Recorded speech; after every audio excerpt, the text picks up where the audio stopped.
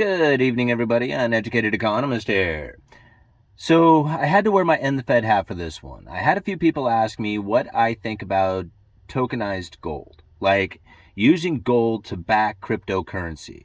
And now I really like the idea of it because it gives you the capability of being able to spend your money with a gold standard, but as easily as currency functions today. I think that's probably like all of it in a nutshell. So if you can imagine having a facility that has a storage of gold, and instead of giving you like a claim ticket for it or an account, which it would kind of be like an account, they would give you a digital wallet that can transfer digital tokens that are representations of actual gold sitting in a vault. Now, think about it. You could do transactions with anybody else who carries one of these wallets, and you could break your gold purchases down to really just pennies. I mean, you can make very small purchases. Now, this is great for, using gold for a gold standard, like as far as everyday purchases go, because that's really kind of difficult to do with, gold today. Like if you wanted to buy a cup of coffee with gold, you would have just a little tiny piece of gold that you would have to transfer to another person without having some sort of like third-party claim. Like, you put money in a vault, get a claim ticket, much like, silver certificates or gold certificates. You can use silver, in place of gold to do these transactions. You can even use copper or other metals as well.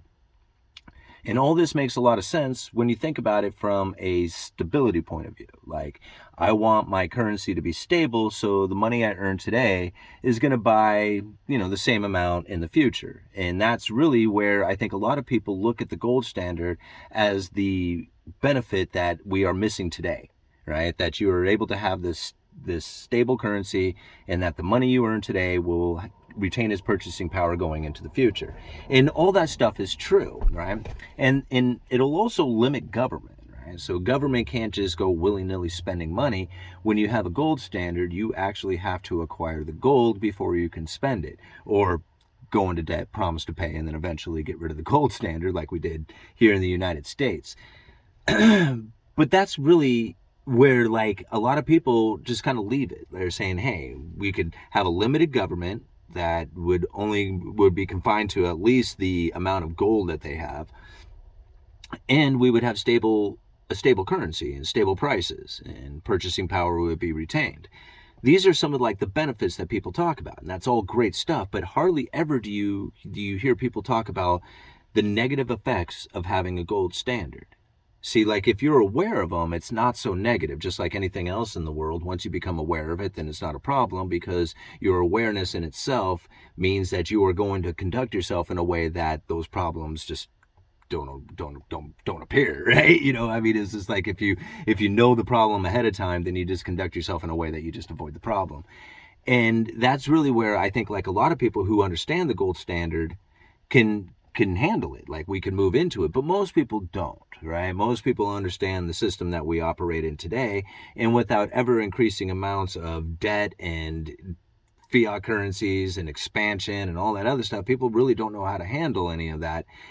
And so what we end up with is these debt cycles. Well, on a gold standard, we would have business cycles. You're still going to have this cyclical thing happening where you have an overexpansion of debt that eventually collapses, or you have a business cycle where you have a concentration of wealth, and then eventually people can't afford to, or just really don't have the money anymore, and the money starts pouring back off and redistributes again. And that's what happens with the gold standard. So either you have a business cycle or you have a debt cycle that's going to take place. So with the gold standard, you end up with business cycles, and with fiat currency, you have debt cycles. Now, that's all easy enough to deal with, right? Okay, so say we understand the business cycles and we can deal with that part of it, okay? That people who didn't prepare for the future, because you're not going to have things like, welfare programs and all that other stuff. I mean, you might have some limited forms of it, but for the most part, taxes are going to be limited to just the most important things because, well, it's going to be actual money that's paying for this stuff and not debt. So when it comes to like the helping the people out, right, that really is going to be very limited. So as the business cycles are running up, people are going to be happy with that.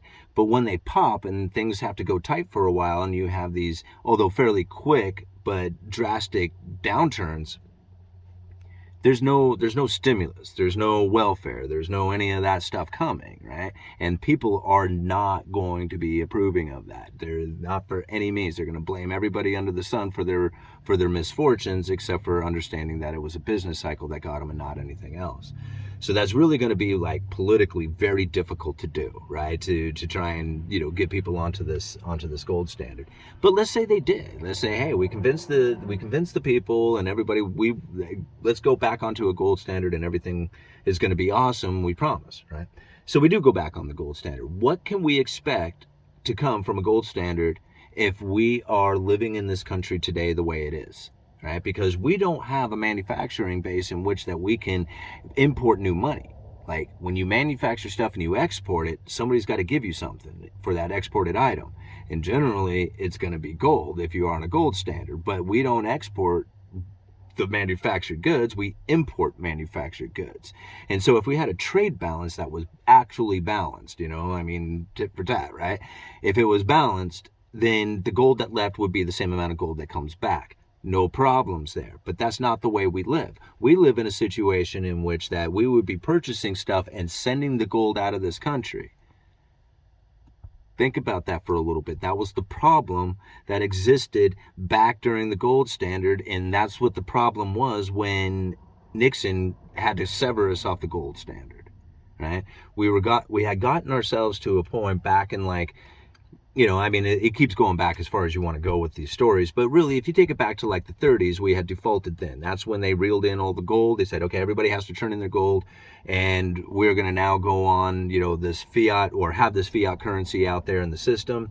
That's okay. All the dollars are backed by gold. Everything's cool. Just carry on as if everything was awesome. And so we did. And we actually became a good manufacturing powerhouse at that point as the whole world was starting to send us their gold and we were exporting our manufactured goods. Right now, the problem with this is that as we were increasing our standard of living, we did not import enough gold in order to continue with that standard of living. Right? We wanted to increase that, so we started issuing out fiat currency in addition to the gold that we had in the vaults, and that was back in the money, and we just kept expanding this ever more, bringing in ever increasing amounts of new money and growing our manufacturing base out there as much as we could until we got to the point with our standard of living that we stopped manufacturing our stuff and started importing manufactured goods and exporting our manufacturing jobs. And now this is really where things got very tight for Nixon. And what were you going to do, right? You got to bring in new money. It's not going to come from the manufacturing of stuff. And this gold standard is limiting us on how much money we can issue out as far as debt goes. So he severs us from the gold standard, says, hey, we're going to temporarily remove ourselves from the gold standard, and no worries, everything is good as it's going to be. The dollar today will buy as much as the dollar can tomorrow. That's obviously not the case. So as time continued on, we increasingly ever increased let's try this again. We did the ever-increasing amount of money printing that started bringing in ever-increasing amounts of foreign production, and now we're sitting in a position in which that producing stuff to export and keeping our trade balance is not very likely. Okay, so this is the real problem with going back on a gold standard. Is if we did, that would be awesome. Prices would go stable. We who understand the gold standard can take advantage of it, be able to get our savings and all the money that we earn and retain our purchasing power going into the future. But hardly anybody understands that. And most people are going to get obliterated. Right? And so if you think that people are suffering from some of the issues that are taking place right now with bad economy, can you imagine what it's like going into a business cycle when you're on a gold standard and you actually have to tax people to get the money to help them? It's like none of that's going to go over very well.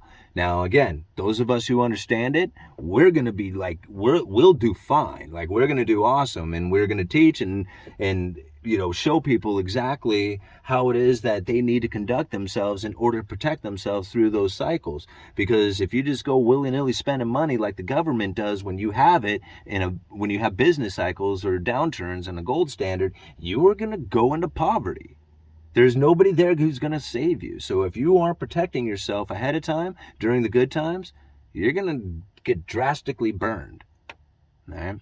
And that's the one thing that I don't see a lot of people talking about when it comes back to a gold standard, is that even if you went onto a digital gold standard, what ends up happening is that you're going to export all your money as you import all those foreign productions.